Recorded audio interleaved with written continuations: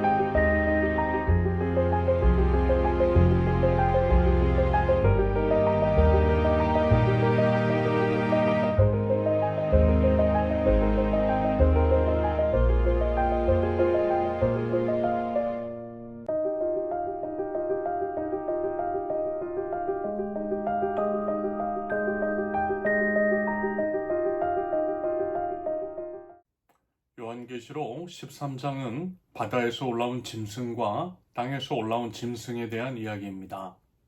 바다에서 올라온 짐승은 어제 토요일 말씀에서 나누었고요. 오늘은 땅에서 올라온 짐승에 대해 살펴볼 것입니다. 이 짐승들은 당시 기독교를 핍박하던 거대한 권력을 상징합니다. 오늘 본문으로 삼은 요한계시록 13장 11절부터 등장하는 두 번째 짐승은 첫 번째 짐승, 즉 로마 제국의 황제 숭배를 강요하며 사람들에게 표를 받게 합니다. 그 표가 없이는 매매를 할 수도 없게 하고 그 짐승의 이름이나 그 이름을 나타내는 숫자로 표가 찍힌 사람이 아니면 아무도 거래를 할 수 없게 했다라고 하죠. 그러면서 그 수는 바로 어떤 사람을 가리키는데 그 수는 666이라고 본문 18절에서 말씀합니다. 이 숫자 666에 대해서는 아마 많이들 들어보셨을 것입니다. 666에 대해서 정말 많은 오해와 추측이 난무했죠. 바코드, 베리칩, 코로나 팬데믹 기간에는 백신과 관련하여 이야기하는 것도 보았습니다. 이런 식으로 다양한 현대 문명에 666을 대입하거나 무리하게 연결지어 공포심을 조장했던 것들이 있죠. 특히 이단 집단 혹은 이단성이 의심되는 일부 개신교도들이 그런 가짜뉴스 같은 것들을 퍼뜨리면서 자신들의 탐욕을 충족했던 면들이 있습니다. 많이들 그런 자들에게 속았죠. 그래서 여러분 제대로 아셔야만 합니다. 무지하니 맹종하는 것입니다. 속이는 자들은 당연히 악하고 나쁜 자들이지만 그것에 속는 사람들도 그 죄를 면할 수는 없을 것입니다. 무지할 수 없다라는 거예요. 사실 하나님의 영, 진리의 영, 분별의 영이 그 안에 있으면 저는 그럴 수 없다라고 봐요. 설령 한두 번 정도는 속을 수 있어요. 하지만 계속해서 그것들이 이제 속고 그것들을 맹종할 수는 없다라고 봅니다. 현재 한국 사회 안에서 여전히 무리를 일으키는 자들, 기독교 신앙을 표방하면서 몰상식적인 언행으로 많은 이들의 눈살을 찌푸리게 하는 자들은 어쩌면요 우리와 같은 신앙인이 아닐 수 있다라고 판단됩니다. 비록 그들이 십자가를 내세운다 할지라도 그것은 거짓 십자가일 뿐인 거죠. 하나님을 우상처럼 이용해 자신의 탐욕을 추구하는 우상 숭배자일 수도 있습니다. 아무튼 성경학자들은 이 666이라고 하는 숫자가 당시 유대인들에게 익숙했던 게마트리아라고 하는 수비학적 계산 방식과 관련이 있다라고 해석합니다. 여기서는 수비학이라고 하면 숫자나 사람, 장소, 사물, 문화 등의 이제 사이에 숨겨진 의미와 연관성을 공부하는 학문을 말합니다. 예를 들어 영어 알파벳 A는 1, B는 2라고 하는 식으로 상호간에 약속을 하고 사람이나 사물의 이름을 알파벳 대신 숫자로 표현했다라는 거예요. 일종의 암호처럼 사용했다라는 거죠. 그리고 이제 그것을 연구하고 그 암호 같은 것들을 해석하고 연구하는 학문이 수비학, 게마트리아라는 것입니다. 그래서요, 그 당시 이제 히브리어나 헬라 알파벳도 각각의 이제 숫자로 표현됐다라고 합니다. 글자를 숫자로 환산하고 더하는 방식으로 비밀스러운 의미 같은 것들을 전했다라는 거예요. 아무래도 그 당시 이제 하나님 나라 백성들이 핍박을 당했기 때문에 이 방법을 사용했던 것으로 보입니다. 직접적인 표현보다는 상징이나 비유로 의미를 전달했던 거죠. 그러면서 이제 당시 기독교인들을 가장 강력하게 핍박했던 자는 여러분 그 악명 높은 아마 이제 이름을 많이들 들어보셨을 네로 황제였습니다. 그래서 이제 정말 네로 황제를 히브리어로 표기한 뒤 숫자로 환산을 해보니까 666이 되더래요. 그래서 이와 같은 해석, 즉 짐승의 표 666은 네로 황제라고 하는 것이 전통적인 해석으로 인정을 받고 있습니다. 다시 말해서 짐승의 표 666은 당시 기독교인들에게 자기가 마치 하나님인 양 행세를 하고 황제의 숭배를 강요하며 교회를 핍박하던 네로 황제의 복합적인 통치 혹은 그 체제에 대한 비유적인 표현일 가능성이 크다라는 거죠. 아울러 666이라고 하는 표시는요, 단순히 이제 이마나 오른손에 이제 새겨진 물리적인 표시, 진짜 이제 새겨놓은 표시라기보다는요, 로마 권력에 굴복하여 황제를 숭배하고 그 체제 안에서 순응하며 살아가는 사람들의 내면적인 선택을 상징했다 라고 볼 수 있을 것입니다. 마음과 행동으로 그것을 이제 동조하는 것, 바로 그런 거죠. 그러므로 이와 같은 상징은 핍박 속에서도 하나님께 대한 신앙의 순수성을 과연 굳건히 지킬 것인가, 아니면 황제를 숭배하면서 세상의 논리에 편승할 것인가, 배교할 것인가 라고 하는 것들을 묻는 것일 수 있겠습니다. 우리나라의 과거 일제 강점기 같으면 친일파가 될 것인가, 아니면 이 끝까지 조선의 독립을 위해서 싸울 것인가, 그 외에 독재 권력에 기생하고 양심을 팔면서 편안하게 이제 살 것인가, 아니면 비록 많은 것을 잃어버릴 수 있다 할지라도 광장에 나가서 그것에 이제 끝까지 저항할 것인가, 이런 것일 수 있는 거죠. 그렇다고 한다면 친일파나 독재 권력이 부역하는 자는 일종의 짐승의 표 666을 받은 사람으로도 그런 식으로 이제 해석이 가능합니다. 아무튼 이제 본문에서 말씀하고 있는 짐승의 표 666은 그 당시 로마 제국의 압제와 그것에 대한 상징적인 표현으로 보는 것이 맞는 것이겠습니다. 그러면 여러분, 2025년을 살아가는 지금 우리들에게 짐승의 표 666은 과연 어떤 것으로 이해할 수 있을까요? 그리고 그 의미를 어떤 식으로 받아들일 수 있겠습니까? 당연히 요한계시록이 기록될 당시의 상황과 지금은 많이 다르죠. 일단 이제 네로 황제와 같은 단 한 명의 절대적인 독재자가 전 세계를 지배하고 있지는 않습니다. 결코 이제 그럴 수 없는 시대, 대부분이 민주사회를 살아가고 있습니다. 모든 사람에게 강압적으로 뭔가를 강요하는 시대도 아니더라는 거예요. 오히려 그랬다가는 어떻게 되죠? 큰일 나요. 큰일 나는 세상, 점점 다양성을 존중하는 분위기가 형성이 되고 있습니다. 최근 우리 한국 사회에서 일어난 촛불혁명 같은 경우에도 왕이 되려고 했던 독재 권력에 저항한 운동이었잖아요. 앞으로 이런 경향성은 농후해질 것이고요. 수직적인 리더십이 아니라 수평적인 리더십이 요구되는 사회로 점점 더 변화될 것입니다. 그리고 사실 이것이 이제 하나님 나라 가치와 원리에 부합하는 것이기도 하죠. 누가복음 3장 5절, 모든 골짜기는 메우고 모든 산과 언덕은 평평하게 하고 굽은 것은 곧게 하고 험한 길은 평탄하게 해야 할 것이니, 모든 사람이 하나님 앞에서 평등한 세상, 사람이 사람이라고 하는 이유 하나만으로도 존중받는 사회, 사람 위에 사람 없고 사람 아래 사람 없는. 여러분 청문회도 보셨죠? 앞으로는요, 여러분 소위 갑질이라고 하는 것은 당연히 해서도 안 되지만 갑질하는 사람은 설 자리가 없게 될 것입니다. 그러게 이제 그게 또 맞아요. 아무튼 이제 지금 네로 황제와 같은 사람은 없어 보입니다. 하지만 그럼에도 불구하고 짐승의 표 666으로 이제 해석이 가능한 일들은 여전히 일어나고 있더라는 것이죠. 그걸 알아야 되고요. 그걸 찾아내고 분별해야만 할 것입니다. 다시 말해서 요한계시록의 메시지를 우리는요, 그것은 이제 단지 과거의 역사에만 국한되지 않고 시대를 초월하여 우리의 신앙을 위협하는 요소들에 대한 경고로 읽어내려가는 것이 맞는 것이라는 것입니다. 그러면서 여러분, 오늘날 짐승의 표 666은 더 교묘하고 복합적인 형태로 우리에게 다가올 수 있다는 점도 알아야 할 것입니다. 그것은 어쩌면 특정 이념, 물질 만능주의, 성공지상주의, 편리함의 추구, 혹은 이 특정 정치적 혹은 경제적 시스템에 대한 맹목적인 추종일 수도 있겠습니다. 우리 이제 믿음을 약화시키고 하나님보다 세상을 더 의존하게 만드는 것, 바로 그것인 거죠. 그래서 이제 결과적으로는 하나님의 주권을 부인하게 만드는 모든 형태의 유혹이 짐승의 표 666일 수 있다라는 것입니다. 예를 들어 볼까요? 먼저 우리 사회 안에 팽배한 물질주의와 소비주의 같은 것들을 생각해 보십시오. 끊임없이 더 많은 것을 소유하고 소비해야만 행복하다라고 부추기는 자본주의 시스템을 보십시오. 그 안에서 우리는 하나님보다 물질을 더 의존하고 있지 않습니까? 우리는 그런 것들에 우리의 가치를 두고 있는지도 모르겠습니다. 이런 건 좀 있어야지, 이 정도는 벌어야지, 저거 사면 행복해질 거야, 저 사람이 있는 것 나도 사야겠다. 이와 같은 세상이 우리의 삶을 지배하고 있다면 여러분, 이게 바로 짐승의 표 666일 수 있어요. 이것은 하나님보다 재물을 섬기는 현대판 짐승의 표일 수도 있습니다. 다 사용할 수도 없는데 끊임없이 사 모으는 거죠. 여러분 옷장 한번 보세요. 옷장.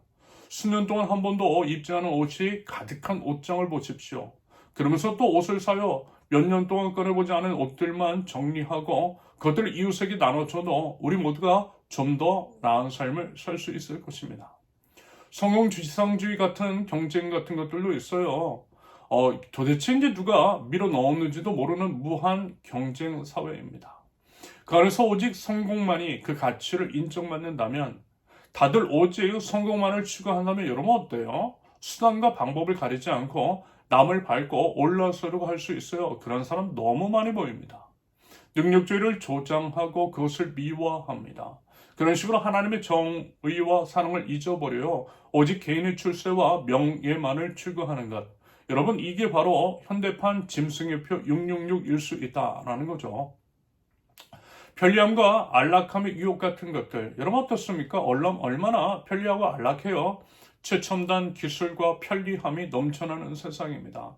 그 안에서 어쩌면 중독되어 가고 있는지 몰라요. 조금이라도 불편하거나 희생이 요구되는 일은 피하려고 하죠. 고난이나 희생을 회피하고 오직 편안함만을 추구합니다. 그러면서 어때요? 이웃의 아픔과 슬픔, 어려움과 고난을 외면한다면 여러분, 이게 바로 믿음의 본질을 잃어버리게 만드는 짐승의 표 666일 수 있는 거죠. 그리고 여러분, 이게 정말 심각합니다. 가짜 뉴스와 거짓 선동 같은 것들. 가짜 뉴스를 양산하는 유튜버들, 거짓된 정보로 자신의 탐욕을 채우려고 하는 선동가들, 왜곡된 메시지를 전하는 일부 종교인들, 그리고 이제 진실을 호도하는 정치인들이 너무 많지요. 언뜻 보면 그럴싸합니다. 매우 설득력 있어 보여요. 심장이 쿵쾅쿵쾅 거려요. 감정적으로 호소력이 강합니다. 그럼 마약처럼 비판적인 사고를 마비시키는 것도 있죠. 그러면서 이제 이상한 쪽으로 사람들을 맹목적으로 이끌어갑니다. 그래서 자기 자신은 물론이고 주변 사람과 이웃과 속한 사회를 혼란에 빠뜨리고 있어요. 만약에 이러한 가짜 뉴스와 선동의 분별 없이 휩쓸려 진리를 외면한다면, 그것들의 시간과 마음을 빼앗긴다면, 여러분 이것은요, 영적인 혼란과 함께 우리의 신앙적인 판단을 흐리게 하는 짐승의 표 666이 될 수 있다라고 봅니다. 이러한 것들이 다름 아닌 과거 로마 제국의 황제가 신성한 존재임을 강요하며 사람들에게 이제 거짓된 진리를 주입했던 것과 유사한 형태일 수 있겠습니다. 그런 식으로 우리의 마음과 우리의 생각을 지배하려는 시도로 볼 수 있기 때문에 그것들이 바로 짐승의 표 666이라는 식으로 충분히 해석이 가능합니다. 그러면서 여러분, 지금 이제 2025년도 7월, 이제 세계 경제는 이미 이제 큰 변화의 물결 속에 있지요. 트럼프의 이제 재집권과 더불어 강화되고 있는 글로벌 관세 정책은 전 세계적인 이제 혼란을 야기하고 있습니다. 트럼프가 이제 과거부터 주장해온 모든 수입품에 대한 보편적 관세 부과는 이미 각국의 경제에 직접적인 타격을 주고 있어요. 이것은 무역 분쟁의 격화, 공급망의 불안정, 인플레이션의 심화로 이어지고 있습니다. 이미 이제 불안정한 국제 정세 속에 이러한 경제적인 충격은 어때요? 국가 간의 갈등 심화시키고 있죠. 서민 경제에 직접적인 부담을 주고 있습니다. 이런 상황에서는요, 여러분 돈 없고 힘없는 사람만 더 힘들어져요. 그러면서 사회적 불안은 증폭됩니다. 물론 이제 특정 정치 지도자나 경제 정책을 직접적으로 짐승의 표 666과 연결 짓는 것은 잘못된 해석입니다. 다만 이와 같은 국제적인 혼란 속에서 한번 성찰해 볼 필요는 있다라고 생각합니다. 이와 같은 국제 정세 가운데에 여러분 우리의 마음속을 한번 들여다보자라는 거예요. 세상의 권력과 경제적인 압박 앞에서 그럼에도 우리는 과연 하나님의 주권을 온전히 신뢰하고 있는 것인지, 아니면 불안과 두려움에 휩싸여서 세상의 논리, 강제, 논리, 힘의 논리에 그저 질질질 끌려가고 있는 것은 아닌지, 그들의 논리를 인정하고 옹호하고 있는 것은 아닌지를 한번 살펴보자라는 것입니다. 예를 들면 이런 생각이 혹시라도 우리 안에 있는지를 한번 살펴보자라는 거예요. 어쩔 수 없이 우리도 강제의 논리를 따라야 돼. 트럼프 말 들어야 돼. 강대국이 잘 보여야 돼. 우리 교회가 살아남으려면 정치 권력이 아부도할 줄 알아야 돼. 교회 건물도 있어야 되고 주차장도 넓어야 되고 돈 있는 사람들이 몰려올 수 있도록 그런 환경 만들어야 돼. 여러분 이와 같은 것들이 강자의 논리, 힘의 논리, 세속의 논리에 물든 증거일 수 있다는 거예요. 그 외에 여전히 말씀드렸던 것처럼 미국과 트럼프를 지지하고 옹호하며 미국을 마치 구원자처럼 여기는 태도도요 그러하고요. 이런 이제 세속적인 가치관과 생각들이 우리 안에 자리 잡고 있다면 여러분 이게 바로 뭐라고요? 우리 신앙을 위협하는 현대판 짐승의 표 666일 수 있다라는 것입니다. 여러분 우리는요 이와 같은 거대한 세속적인 흐름, 그것들의 압박, 그것들의 이제 편리함 같은 것들, 강제의 논리가 우리 신앙을 재단하려고 할 때에 우리는 과연 말씀 위에 굳건히 서서 그것들을 이제 거절하고 거룩을 추구할 수 있는 용기가 과연 우리들에게 있는지 우리 스스로에게 질문해 봐야 할 것입니다. 그러면서 우리는 지금 양극화와 불평등 문제가 심화되는 한국 사회를 살아가고 있지요. 양극화의 극대화, 빈부격차는 사회적인 갈등을 유발합니다. 자살률 증가와 같은 비극적인 현상으로 이어지기도 하지요. 특별히 또 이제 어르신 빈곤 문제는 초고령화 사회로 접어들면서 더욱 심각한 사회적 과제가 되고 있습니다.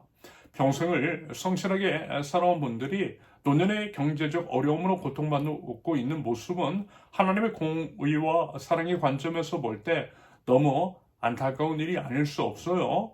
그래서 이제 요즘 제가 자주 이 부분에 대해서 말씀을 드리고 있지요. 여러 자료 같은 것들을 공유하면서 함께 숙고하고 공동체적인 대안을 마련하자라고 하는 의미로서 그랬던 것입니다. 여러분 이와 같은 현실 속에서 우리 하나님 나라 백성들은 과연 어떠한 선택을 해야 할까요? 세상은 우리에게 더 많은 것을 소유하고 경쟁에서 이겨야만 살아남을 수 있다라고 하는 거짓 속삭임으로 우리를 유혹합니다. 약육, 강식, 능력주의를 그런 논리를 받아들이도록 강요하고 있죠.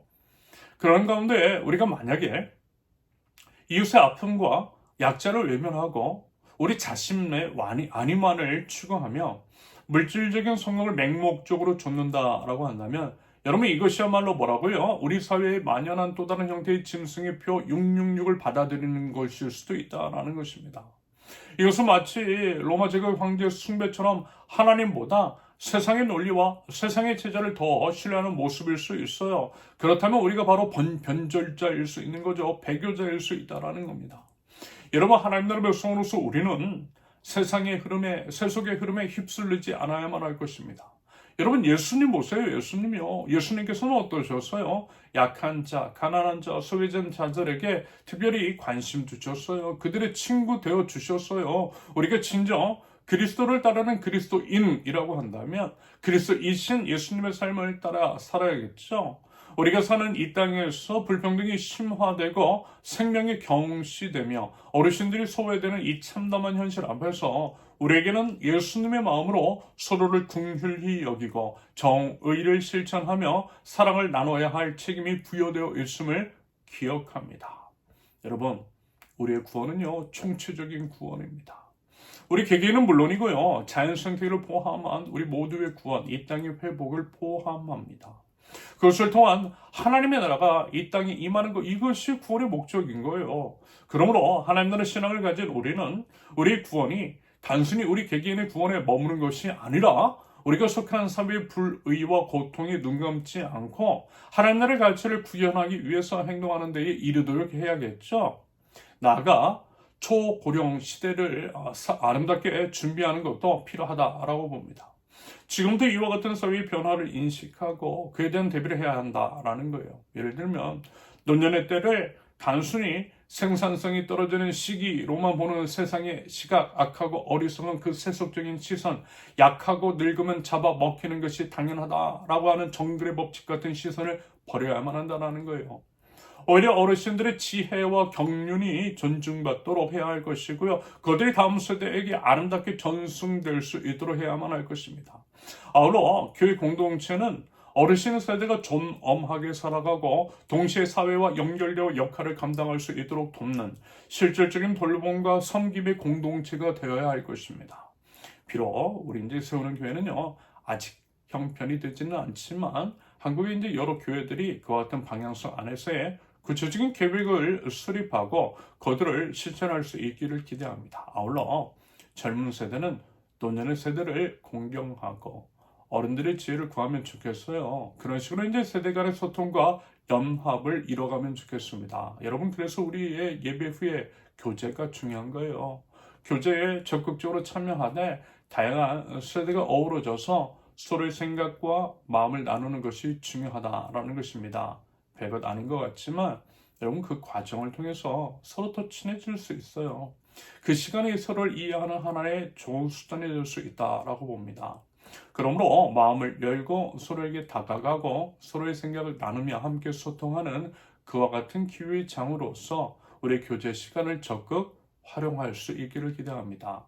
아울러 이것은 서로 사랑하고 돌보라는 하나님의 계명을 지키는 행위더라는 것. 그래서 어쩌면 짐승의 표 666을 거부하고 하나님 나라의 가치를 따라 사는 증거가 될 수 있다라고 봐요. 히브리서 10장 25절, 어떤 사람의 습관처럼 우리는 모이기를 그만하지 말고 서로 격려하며 그날이 가까워 오는 것을 볼수록 더욱 힘써 모입시다. 모여서 여러분 교제하자라는 거예요. 여러분, 요한계시록을 나누면서 몇 차례 언급을 드렸던 것처럼 요한계시록은 결코 두려움과 절망의 책이 아니더라는 것. 오히려 짐승의 표 666을 거부하고 어린 양을 따르는 자들에게 승리가 있음을 선포하는 희망의 책일 수 있습니다. 내일 살펴볼 본문 요한계시록 14장 12절에서 이렇게 말씀합니다. 하나님의 계명과 예수를 믿는 믿음을 지키는 성도들에게는 인내가 필요하다. 짐승의 표 666을 거부하는 것은 곧 하나님의 계명과 예수님을 믿는 믿음을 지키는 삶을 의미합니다. 그것을 위해서 우리에게 필요한 것 인내라고 말씀하고 있어요. 여러분, 오늘 말씀을 접하면서요, 이런 질문을 우리 스스로에게 던져보면 좋겠어요.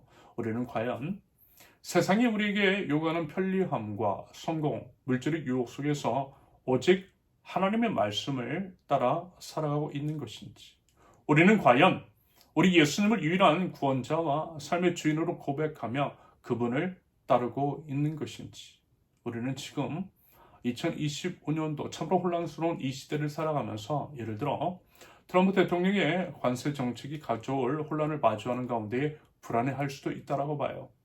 대한민국 사회의 양극화와 노인 빈곤 문제 앞에서 무력함을 느낄 수도 있다라고 봅니다. 가짜뉴스와 거짓 선동이 난무하는 시대 속에서 진실을 분별하고 하나님의 진리 위에 굳건히 서는 것에 어려움을 느낄 수도 있다라고 봅니다. 하지만요, 여러분, 이것이야말로 우리의 신앙을 지키는 중요한 싸움이더라는 것. 그것은 이제 동조하거나 굴복하는 것이 아니라 하나님 나라 백성으로서 하나님 나라 원리와 가치, 무엇보다 우리 예수님으로 강력하게 무장하여 맞서 싸우는 것, 이것이 우리가 가져야 할 마땅한 자세인 줄로 믿습니다. 여러분 꼭 기억하십시오. 이 땅의 모든 권력과 경제적 흐름, 그리고 이제 모든 정보와 메시지는 결국 하나님의 주권 아래에 있습니다. 역사의 주관자 오직 하나님이세요. 아울러 하나님을 왕으로 예배하는 하나님들 백성 우리는 세상의 시스템에 끌려다니는 존재가 아니라 오직 하나님의 통치를 받는 하나님 나라의 백성임을 여러분들 기억하실 수 있기를 바랍니다. 여러분, 오늘날 우리에게 다가오는 짐승의 표 666은 더 이상 이마나 손에 새겨진 물리적인 표가 아니라 우리의 마음과 생각 속에서 하나님보다 더 사랑하고 의지하게 만드는 모든 우상일 것입니다. 세속주의적인 가르침, 물질주의, 성공주의, 능력주의, 외모지상주의, 편의주의, 그리고 이제 불평등을 목인하는 그 어떤 논리들, 심지어는 거짓된 정보와 선동이라고 하는 이름으로 우리 신앙과 하나님 나라 가치를 훼손하려고 할 때에 여러분, 우리는 담대하게 뭐라고요? 아니요! 라고 말할 수 있어야만 할 것입니다. 오직 예수님의 가르침만을 붙들어야만 할 것입니다. 그럴 때에 우리는 요한계시록에서 약속하는 승리의 삶을 살고 이기는 자가 될 줄로 믿습니다. 바라기는 세속의 모든 유혹 속에서도 흔들리지 않는 굳건한 믿음으로 하나님 나라의 가치와 원리를 구하고 그것들을 실천하며 살아가는 하나님 나라 백성들, 저와 여러분들, 우리 선운계 모든 권속들 되실 수 있기를 예수님의 이름으로 축원합니다. 함께 기도합니다. 사랑과 정의의 아버지 하나님, 오늘 이제 거룩한 주일에 저희를 주님의 전으로 불러 모아 예배할 수 있도록 인도하여 주신 것을 감사드립니다. 거룩한 하나님의 말씀을 통해 시대를 분별하며 오늘을 살아가는 저희의 신앙을 점검하게 하시는 또한 감사를 드립니다. 주님, 이 시대가 참 많이 혼란스럽습니다. 수많은 정보와 가짜 뉴스, 거짓된 선동이 난무하며 진실을 분별하기가 참으로 어렵습니다. 자신의 탐욕을 채우기 위해서 진리를 왜곡하는 자들, 그 메시지에 맹목적으로 추종하는 이들로 인해서 영적인 혼란은 깊어만 갑니다. 주님, 저에게 영적인 지혜와 분별력을 허락하여 주시옵소서. 제 생각과 마음을 사로잡으려고 하는 모든 거짓된 메시지와 세상의 유혹을 깨달아 알게 하옵소서. 다만 하나님의 진리 위에만 굳건히 서게 할 수 있도록 주님 인도하여 주시옵소서. 물질, 만능주의와 성공, 지상주의, 편리함이라고 하는 이름으로 다가와 하나님보다 세상을 더 의지하게 만드는 현대판, 짐승의 표 666을 담대하게 거부하게 하옵소서. 예수 그리스도의 십자가 보혈로 승리하게 하옵소서. 오직 우리 주님만을 유일한 구원자와 주인으로 고백하면서 말씀에 순종하여 살아갈 믿음의 용기를 더하여 주시옵소서. 주님, 제가 살고 있는 대한민국 사회를 긍휼히 여겨 주시옵소서. 양극화와 불평등 문제가 심화되고 이로 인해 자살률이 증가하는 비극적인 현실을 바라봅니다. 특별히 어르신 빈곤으로 고통받는 이웃들을 주님께서 친히 위로하여 주시옵소서. 이러한 사회의 아픔에 눈감지 않게 하여 주시옵시고 예수님의 마음으로 약자를 향한 긍휼과 정의를 실천하는 하나님 나라 백성들 될 수 있도록 주님 인도하여 주시옵소서. 세상의 빛과 소금이 되어서 소외된 이들을 품고 섬기는 공동체 되도록 주님 인도하여 주시옵소서. 다가오는 조령 사회를 지혜롭게 준비하게 하옵소서. 노년 세대의 지혜와 경험을 기휘 여기고 젊은 세대와 아름다운 연합을 이루어 세대 간의 사랑이 끊이지 않는 복된 공동체 되게 하옵소서. 그것들을 미리 앞서 예상하고 준비하는 지혜를 허락하여 주시옵소서. 주님께서 저희들에게 맡기신 생명을 귀하게 여기길 원합니다. 모든 세대가 하나님의 형상대로 존귀하게 살아갈 수 있는 사회를 만들어갈 책임감을 느끼고 실질적인 행동이 뒷받침될 수 있도록 주님 인도하여 주시옵소서. 미국의 관세 정책으로 인해서 세계 경제가 불안정하고 국제적인 혼란이 가중되는 상황 속에서도 오직 하나님의 주권을 신뢰하는 하나님 나라 백성들 되게 하옵소서. 세상의 모든 권세와 역사의 흐름이 오직 주님의 손 안에 있음을, 하나님의 역사의 주관자이심을 믿는 믿음으로 고백하며 두려움에 사로잡히지 않고 평화의 왕이신 예수 그리스도를 더욱더 붙들고 나아가는 하나님 나라 백성들 될 수 있도록 하나님 저희를 인도하시고 붙들어 주시옵소서. 이제는 우리 주 예수 그리스도의 은혜와 아버지 하나님의 극진하신 사랑과 성령님의 감화, 감동, 교통하심이 오직 예수 그리스도를 믿고 의지함으로써 신앙의 순결과 거룩을 지켜 끝내 이기는 자가 되는 하나님 나라 백성들, 선언계 모든 권속들 위해 이제부터 영원토록 함께 하시기를 간절히 축원합니다. 아멘. 감사합니다. 이번 한 주도 하나님 나라 백성으로서 바른 삶을 살아갈 줄 아는 저와 여러분들 모두 되실 수 있기를 기대합니다. 감사합니다. 사랑합니다. 축복합니다.